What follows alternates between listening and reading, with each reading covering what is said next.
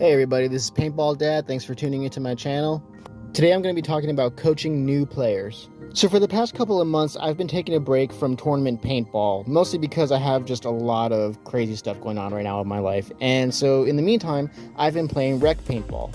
Now when I go play rec ball, there's a field in the city of Columbia that I go to, and it's kind of a low-key field. They don't get a ton of regulars. Mostly everybody that goes there is brand new players going for their first time, usually birthday parties, bachelor parties, or just random groups of people either from the nearby Army base or Air Force base that are going to have some fun.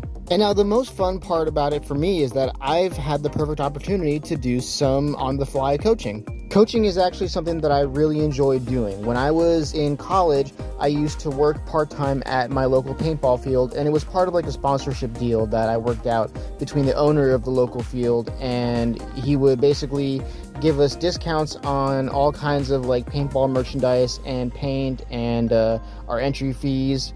In exchange, what we had to do was we had to like volunteer to help run his field. And there was a lot of young kids that would go to the paintball field that I worked at, and so I liked actually coaching them and helping them, because what I found is that when it's your first time playing paintball, and especially if you're young, it can be a very intimidating experience.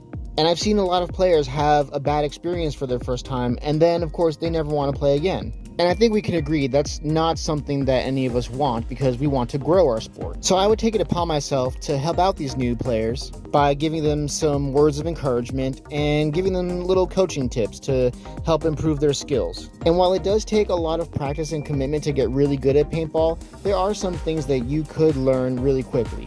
So the advice that I'm going to give in this video is really directed towards the more experienced players, because it's our responsibility to help out the new players. But if you are a new player, this video will still be beneficial for you to watch, and you can learn these skills as well. So here's the first thing you could do for coaching new players. Start by teaching them some very basic skills. You can pick whichever skills that you're most proficient in, but here's the easiest skills that I like to teach. The first thing I like to do is I like to tell them to avoid hugging up against their bunker. This puts you at a disadvantage. Instead, take a step back about arm's length, and this gives you the perfect distance to keep your gun in a ready aimed mode. Then I tell them not to put their backs against their bunker, because then they have to do this awkward rollout to aim back at the other team. And here's what it looks like from the other team's perspective. Instead, you want to stay facing forward and keep that arm's length distance, and then only lean out with the top portion of your body to aim and shoot. That way you make yourself a much smaller target for the other team to hit.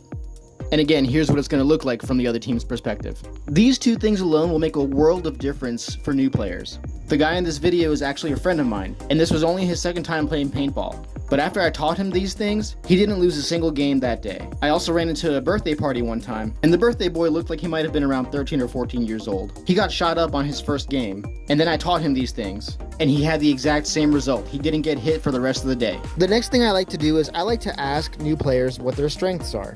And this is a very quick process. You can do this like in the few seconds before a game starts. I'll just address the guys that I'm playing with, and I'll say, hey, is anybody here left-handed? And I'll say, cool, all the left-handed people get on the left-hand side of me, all the right-handed people get on the right-hand side of me. And I usually decide to go along with the left-handed people, because typically there's less left-handed people than there are right-handed people. And I am ambidextrous, so I try to, even out the strength of our team on the left side of the field. Then the second thing I ask who is a good runner, or who is aggressive. And then the more aggressive or the faster players, I'll tell them to just sprint to a location on the field. No shooting, just head down and sprint. And for you more experienced speedball players, essentially what I'm doing is I'm trying to pick out the snake players, and I'm telling them, hey, I need you to go to the snake, or somewhere, relative to like the 40 or 50 on the field. But just by doing this, you also build the confidence of the new players, that they now realize they have somebody in command, somebody that they can rely on while they're playing. And they have a rough sense of what they're going to be doing now when they get into the game. The next thing you want to do is you want to give the new players simple instructions. Don't make it too complicated, just give them a couple of things to keep in mind while they're playing the game. Here's a great piece of advice for new players. It's very common that new players will get scared and they'll want to bunch up together. So the first thing I tell my new players is, it's okay to travel in pairs, but don't travel in any more than 2 or 3 behind one bunker. And the next thing I tell them is, if you're going to be in pairs, you want to have one player looking straight down the field and another player looking across the field for kills. And then the third thing I tell them is to not get stuck in one spot. Ultimately, the objective of the game is to eliminate the other team, and you can't do that if you just stay in one bunker the whole time. But those are 3 simple instructions that even a brand new player can understand. Pair up, watch your angles, and don't get stuck in one spot. Now obviously there's a lot more that you could teach to beginners, but I'm going to end it right there so that we don't make it too complicated. And if you're a new player, then I hope you found this information useful. Let me know if it actually did improve your game. And if you're a more experienced player like myself, then I encourage you to put this information into practice and be a good ambassador to the sport.